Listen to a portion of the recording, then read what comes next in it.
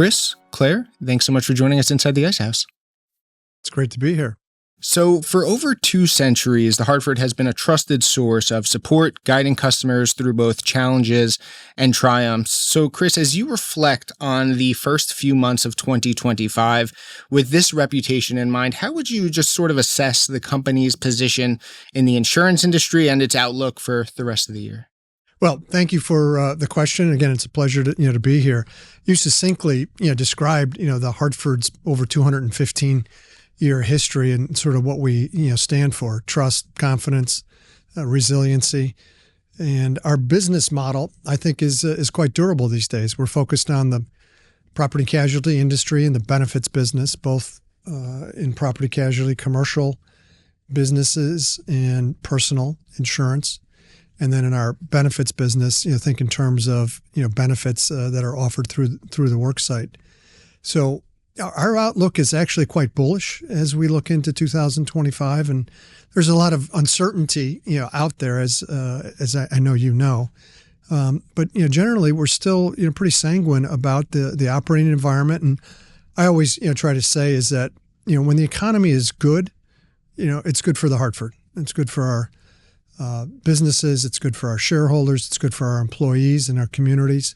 So I'm optimistic about what we face in 2025, knowing that there's going to be challenges, maybe even surprises, obviously with a new administration. But again, I think we're well positioned, and we really have momentum going. When you have momentum going for you, it really keeps going, and the team is confident, it's motivated, wants to win, wants to take care of all our customers' needs more holistically. So it's a great feeling right now inside the building. And you mentioned 215 years, an incredible milestone for any company. Older than 33 states in the union, 18 years younger than we are here at the NYSE. So with such a rich legacy, Chris, do you feel a sort of heightened sense of responsibility each day to uphold that long-standing value while obviously steering the company towards continued success? Well, I would say I think you're getting at sort of our culture, our purpose, how we think internally. And look, I've been CEO for about 10 years, and there's many CEOs that have come before me that have given us many gifts to allow us to compete, to allow us to think differently about the future. So yeah, it's a great honor, it's a great privilege. And, our employees and our culture, I think, are very special. And I always try to just describe our culture as one that is empathetic towards our customers, because we're in the business of paying claims. 2, we like to hear voices, many voices around the table with ideas, particularly as we try to grow and become more innovative. I think having multiple voices, multiple perspectives, helps one another. We're really supportive of each other and our teammates. That doesn't mean we're always going to agree, and doesn't mean we don't have a food fight now and again. But there's a general support, and I would say that sort of lends into empathy too, empathy towards fellow employees, communities, and ultimately our shareholders. So yeah, we feel good about how we operate for 215 years. So Claire, since joining the Hartford in 2021 as Chief Marketing and Chief Communications Officer, you've overseen key areas including enterprise growth, marketing, branding, communications, and community relations. So given your role in sort of shaping the company's brand identity, how do you balance the Hartford's 2-century legacy with its modern-day presence to create a cohesive and compelling image? That's an excellent question. And when we think about every day, it's an honor to be a 215-year-old company. And if you think about our purpose, which Chris described, our purpose is underwriting human achievement. And that's something we have done proudly for 2 centuries. We've been here for the most important moments in our country's history. We underwrote the building of the Hoover Dam, the Golden Gate Bridge, the St. Lawrence Seaway. We underwrote Abraham Lincoln's house. So we have this wonderful legacy and history, and we want to make sure our brand reflects that. But as you know, a brand is the most important intangible asset of a company, and we want it to evolve with the business. And as we think about the future, we think about where we're positioned today based on the success that Chris described. We are ready to meet this moment in a modern, contemporary way, and we want our brand to reflect that. So that's the stewardship we're taking. Is as I think about the brand, it's, wow, we want to really think about that 200 years of pattern recognition, data, analytics, expertise, but how that can help our customers today and into the future through foresight and navigation of risk.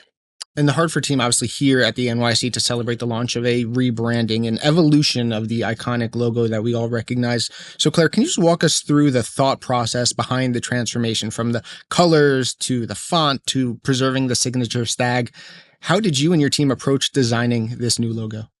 The design process has taken us almost a year, but it's been very detail-oriented and focused on all of the attributes we're trying to convey with the new brand. So we want to convey that stability, solidity, and strength from the past with our legacy. We wanted to convey confidence, and we wanted to convey trust.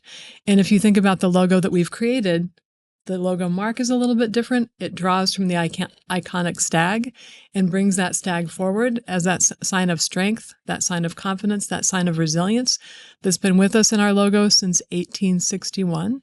But it also helps us think about a fresh way of looking to the future. So that stag in our new logo mark that we're releasing today, he's looking over his shoulder in a very strong pose, but he's looking toward the future, gazing to the future and looking confidently over his herd, the herd being the company, but also the customers and the communities that we serve. So landing on that stag logo mark, as you can imagine, people in the company have very strong feelings about the stag. And when people ask how our leadership team came to grips with that decision, I mean, we knew the stag was going to be part of it. We just weren't quite sure what it was going to look like. And there was a lot of debate about the pose, the stance, the antlers. Every little detail. Every little detail. But we feel like the logo mark that we landed on is really a wonderful representation of where we're headed. The other goal we had, in addition to conveying those attributes, was to create some flexibility. So our logo mark that we had coming up to this day, since 2010, was a rectangular block logo. And it served us well at the time, but as we moved into more digital assets, it's really hard to work around that rectangular block. So we wanted a system that was flexible where we could pull that apart. So we can use the word mark, we can use the logo mark, we can use the stag in his full grandeur, we can use the stag cropped. And so we now have a lot of ways to represent it digitally that we didn't have before. Finally, you asked about the colors, and I'm excited about the colors. We picked them very intentionally. So the black is intended to convey that strength and create a lasting impression. It sets us apart from our competitors.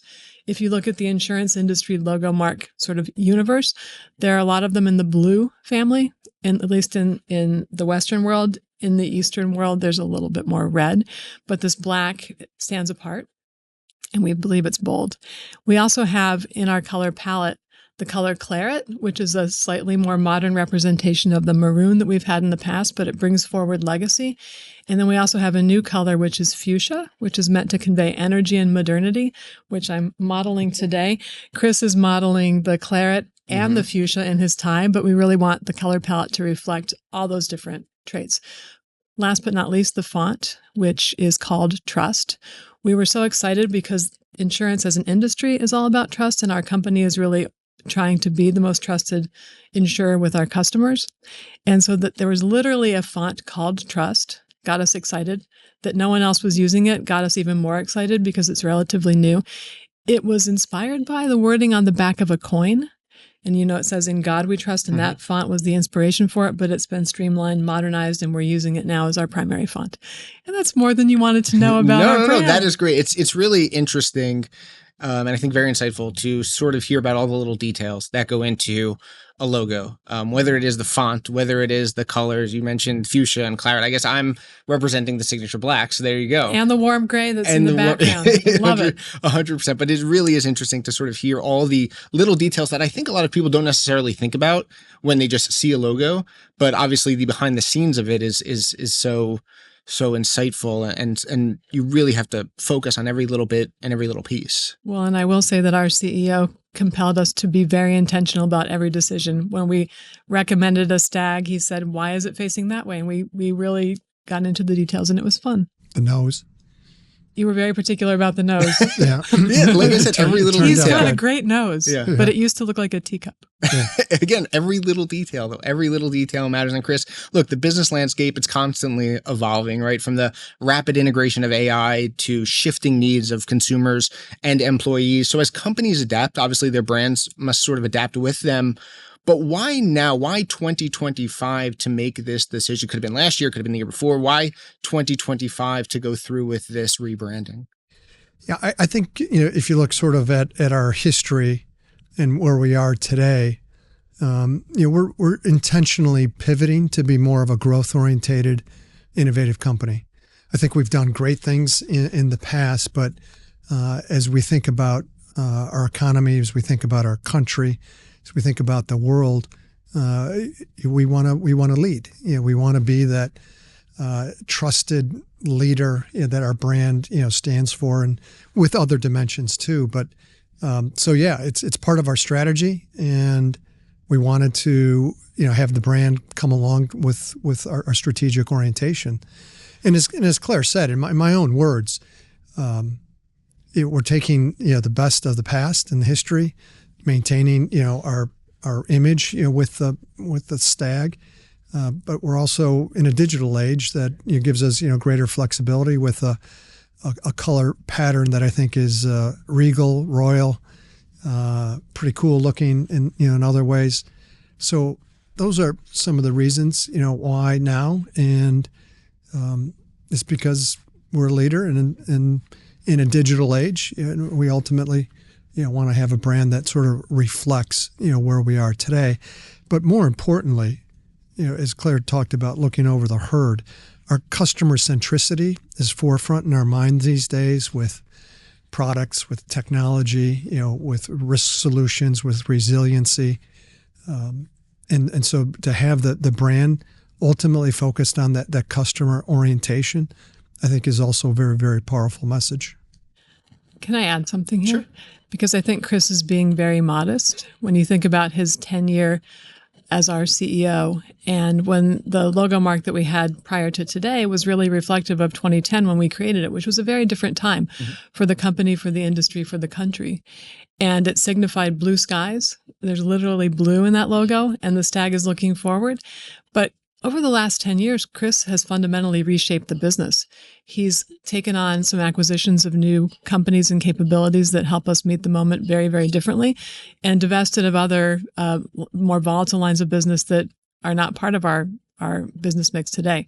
So that reshaping is an exciting part of it. We can declare that reshaping is complete. We're the Hartford Insurance Group now. We're doubling down on insurance as our core and our source of strength for customers, as Chris described.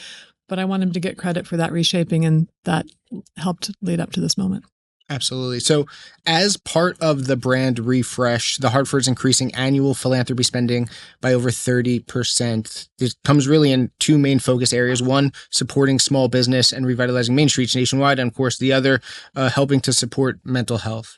So Chris, just first for you, why was the philanthropy aspect of this rebrand so important to your culture, your organizational culture, as well as your own personal?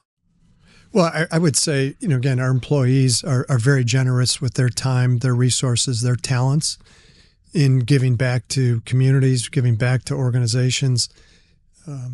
Again, that's part of our culture. There's nothing in a book that says, you need to donate X amount of dollars or 40 hours of service a year, but I would say 95% of our employees do. And to, again, have a brand that sort of reflects a community, which is in essence another customer in my mind. I thought it was pretty powerful to make a statement that we're going to invest more in our communities where we live and work, and that's what we wanted to do. And so, Claire, one of the, as I mentioned, a couple of focuses when it comes to this philanthropic effort is the focus on mental health. And according to the National Alliance on Mental Illness, 1 in 5 U.S. adults experience it each year, and 1 in 6 U.S. youth aged 6 to 17 experience a mental health disorder annually. What role do you see companies like the Hartford playing in destigmatizing these conversations in the workplace and just in overall communities? Yeah, absolutely. As Chris mentioned, employee benefits is a big part of our business mix, and we actually cover through our benefits 1 in 9 American workers. And so that workforce of America is really important to us, and they are, as you described, experiencing a mental health crisis. You described it, the Surgeon General has described it. So in our philanthropic giving, our long An enduring purpose has always been underwriting human achievement. That meant something different in the day of the Hoover Dam than it does today. And today, it's all about small businesses and mental health. And specific to your question, the role that companies play, I mean, an employer is a steward of their employee population. They play a role in securing the mental health of their employees, just as they do the physical health, and providing the benefits necessary to do so. Our investment in philanthropy around mental health is a partnership with Active Minds, which we're we're increasing our spend and increasing our investment. What that Active Minds partnership does is they have an exhibit that we sponsor that's called Send Silence Packing. And when you think about the stigma of mental health, and you think about how silence, and particularly our generation, we were not very willing to talk about mental health. And I'm pointing to me and to Chris because it was not really talked about. And the younger generation today, the Generation Z, the youngest generation in the workforce, does want to talk about it. But our Send Silence Packing exhibit that we are sponsoring travels around to colleges and universities with 100 empty backpacks. Each of those backpacks tells a story of a young person who was impacted by mental health and took their life.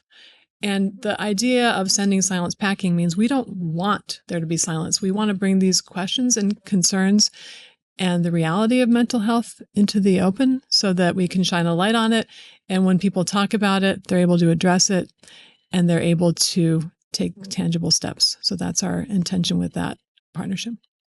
So, Chris, I do want to shift the focus now to the Hartford's recent fourth quarter earnings. The company delivered strong results across areas including commercial lines, personal lines, group benefits, with core earnings ROE of 16.7% for the year. So, as you reflect on 2024, what were just the key drivers behind this success, and how do you then plan to now sustain the momentum over these first couple months of 2025 and obviously the next 10 to go?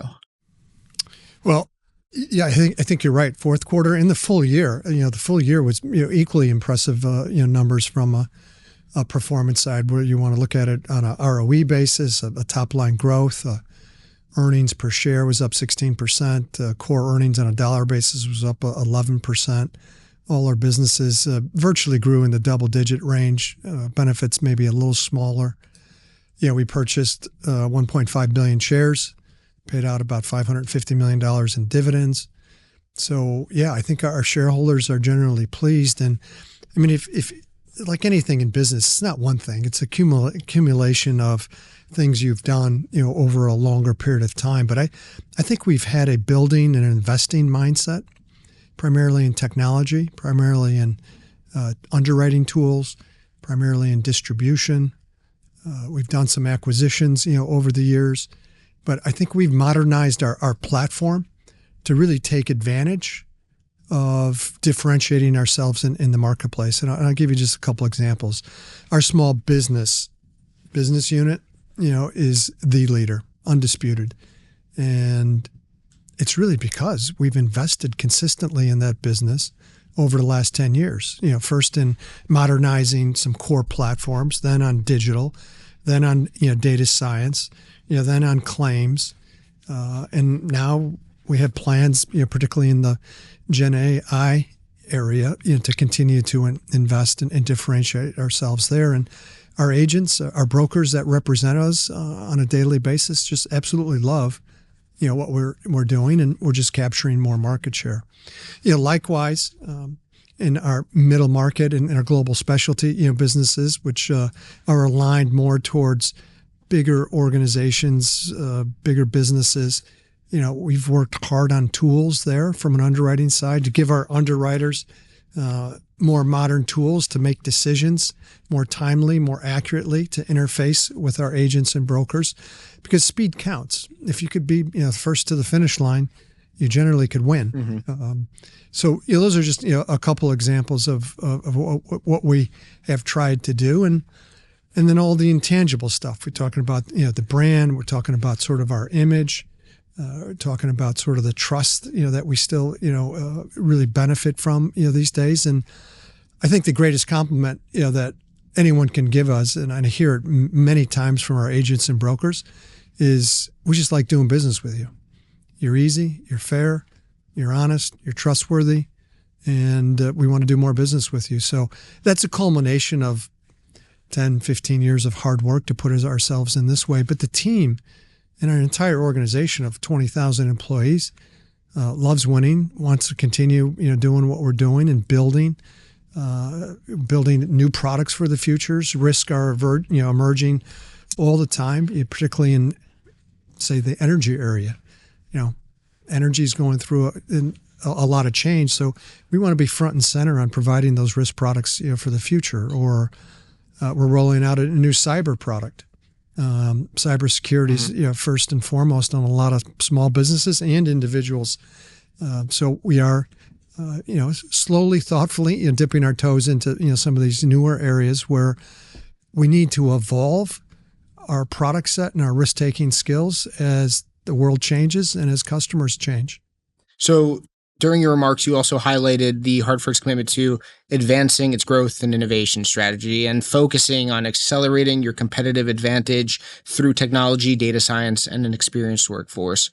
You mentioned in your last answer AI. How does AI fit into the plans, what Hartford does, and what it could potentially do for the company moving forward? I think ultimately what we see, the advancement of just broad-based intelligence, right? Because you have to say, generative AI or all its forms of AI is just another form of intelligence. It's happened to be machine-based, happens to be pretty effective. And we want to think in terms of two ways. How do we augment our human talent with maybe different types of tools than we've used in the past? And that could be from, I'll call it personal productivity tools, to really embedding cutting edge generative AI in our business processes to really help a customer, an agent, a claimant in various ways to get a clear, transparent, fast answer to any questions that they may or may not come.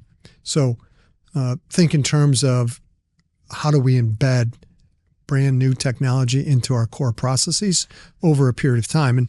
And again, the foundation that we laid to do this particularly is we're taking all our data and applications to the cloud. We've been sort of in a 3.5 year journey to the cloud. We probably had another 2.5 years to go.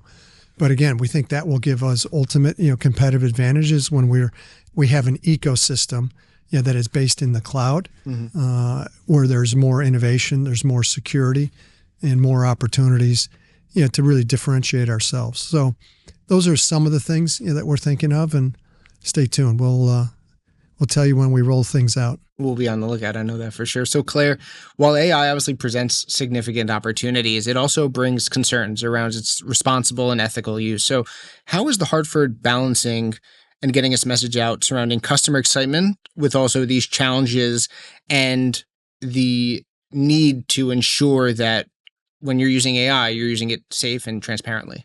That's a wonderful question. And as you can imagine, because we are an insurance company, we think deeply about risks. So we are always looking at the opportunity and the risk as the two sides of the coin. So we're looking at responsible AI use for ourselves and the protocols and controls we put around it. But we're also a business advisor. And if you think about the role we play with our customers, helping them navigate their own landscapes, we are being called upon increasingly to help them navigate responsible AI. So we're staying on the leading edge of the thinking around responsible AI. We're participating in forums where we are able to, with broader groups, to understand where that is headed and make sure that we're always ready for ourselves, ready for our customers, and balancing the opportunity with the risk. There's two elements there too that I think are critically important. You should know. One, we take governance in this area very seriously. So as you imagine, there's a lot of people involved from a governance side, whether it be lawyers, compliance folks, business-oriented folks, cyber professionals. There's a host of other types, financial types. So we have good governance. And there's certain things, at least right now in the near term to maybe medium term, that we're just not going to let machines do. We're not going to let machines pay claims. We could have machines augment human talent. That's why I use that word very intentionally. But the claim paying function will always be human based. from a final decision perspective. Likewise on underwriting, we'd like to augment our underwriters' talents and skills, particularly with data. But he or she, meaning the underwriter in the field, will ultimately be making the final decisions, particularly in our larger risk. Mm-hmm. When you get into more homogenous risks, such as homeowners or personal lines auto, there's a lot of data science models that help the underwriter, but the underwriter is guiding the entire underwriting process, and likewise in the benefits business. So those are just a couple of guardrails that we have in place today. So I'd like to shift the focus real quick onto the recent wildfires in LA, as well as the hurricanes dealt with in North Carolina and the Southeast region in late 2024. We're all obviously aware of what's going on and the devastation that those communities have faced over the last couple months. When you're dealing with disasters of this scale, Chris, what are just the key challenges that insurance companies face when it comes to damage assessment and response and making sure that you're there for your customers? Yeah, I would even start, maybe even prior to that. We're getting pretty good, with, commercial tools and some of our own data that will allow us to track, storms, and, we'll have a projected path, particularly on a hurricane. We're able then to call and reach out to our customers and agents and sort of pre-position next steps, mm-hmm. After the storm, clears. So, first and foremost on any event, whether it be Milton, Helene, all the fires, it's just, I find it just personally, it's just hard to watch the devastation and the human toll, loss of life, property. As I always say, we're in the business of paying claims. People give us money. We invest that money safely and prudently to return it to a customer when he or she has an event that's a covered event in a policy. And I think we do that with empathy, and we try to do it as fast as possible, as accurate as possible, and ultimately restore customers' lives. But second, then most important thing is making sure it's safe for our professionals to be on the ground, and that's particularly in the LA fires, just given the duration of them and how expansive they were. It really hasn't been safe until last week, to get boots on the ground, as we say, and for our customers that have experienced losses, we've already paid out close to $50 million. Probably 60% of those claims are total losses that we've paid out. In essence, the replacement value of the home, and actually, in some ways, a total loss is an easier loss to adjudicate, just because there's not that many questions. Everything's gone. Contents, it could be a little bit of a question mark on valuation, but we've instructed our teams to be fair and accurate, but speed counts. Let's just get people money, and let's not quibble. Let's do what's right and take care of them. So that's the general mentality on any major peril, right? Because you can think about the major perils, whether it be tornadoes, flooding, earthquake, wildfire. Winter freezes are happening with a little bit more frequency. So, we had a team of catastrophe-based professionals. We have a number of vehicles then that will move out. And think of the vehicles that move out are like, I call them like big RV buses and vans, where it's like a mobile office. Yeah, I was going to say a mobile workstation of sort. People could come in essence, do the paperwork when it's safe. We could get them, even a check on the spot if it's needed at that time. So, it's with practice comes great expertise and great skill, and we have great expertise and skill in getting people's lives put back together.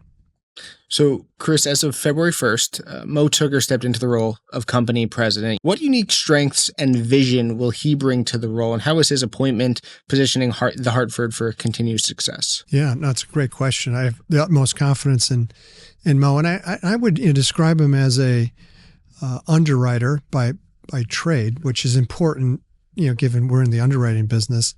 But he's got a customer, centricity to him, to sort of thinking, how do you make customers' experience better? I think he knows our agents and brokers, very well, extremely well, and that's important, from building those relationships and trust and confidence. And we've challenged our entire executive team to get more in tune with technology, from an ultimate strategy side, and what technologies can do to affect business models, to improve business models. So I think he's got a broad range of skills, including great people skills, communication skills, that'll serve the Hartford for many, many years to come. So Claire, as we begin to wrap up, earlier we discussed the process of uncovering and rediscovering this rebrand of sorts for the Hartford. So while a logo, we talked a little bit about it at the beginning, while a logo might just be a symbol to some, there's so much more that goes into it. And I believe personally that the details a company chooses for their logo, colors, font, even the nose that you guys mentioned, they all send a message. Right, they all send a message. So you sort of touched on it a little bit in one of your earlier answers, but what message is the Hartford conveying to the marketplace, to its consumers, through this rebrand? What we want to convey with the brand is modernity, confidence, future-facing, readiness to help our customers meet this moment, and that we're really in go mode. Chris talked about all the reshaping we've done in the business, all the capabilities we've been building, and our brand logo is meant to show that really modern, fresh perspective, but it's also meant to draw from that heritage that I talked about, 200 years of delivering promises, 200 years of strength and stability in our communities, 200 years of serving employees, customers, and all our other stakeholders, and we're very proud of that. I would just say three things, right? It's ultimately about leadership. It's ultimately about the customer and serving the customer and really being in tune with the customer and really having trust. If you don't have trust in our business, you have nothing. So if there is three things, those are the three things I think of. Well, Chris, Claire, congratulations on a successful Q4, successful full year 2024, and congratulations on the new rebrand as well. Thanks so much for joining us inside the Ice House. Thanks for having us. Thank you.